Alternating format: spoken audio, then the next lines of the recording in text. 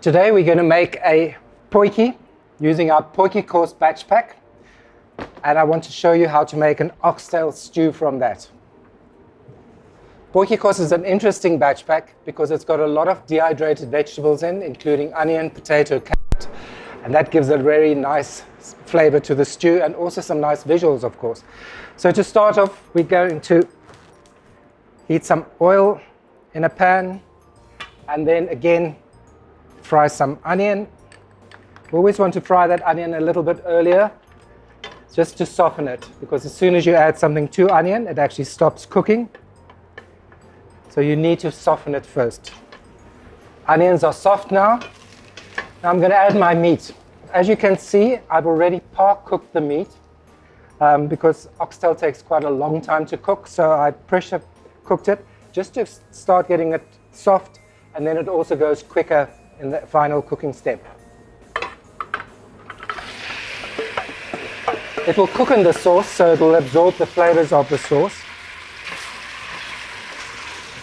While that's reheating, I just want to quickly make the sauce.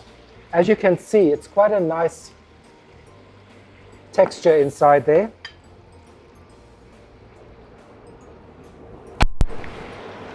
Again, just mixing up.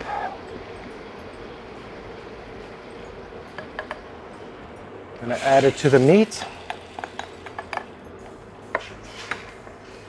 And then because my meat's soft already, I'm just going to add a mixture of Potjiekos veg that I call, potatoes and different mixed vegetables, whatever you have in the house.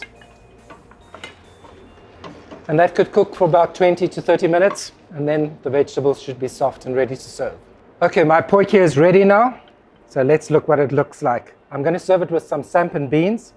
I think it will combine very nicely and complement each other.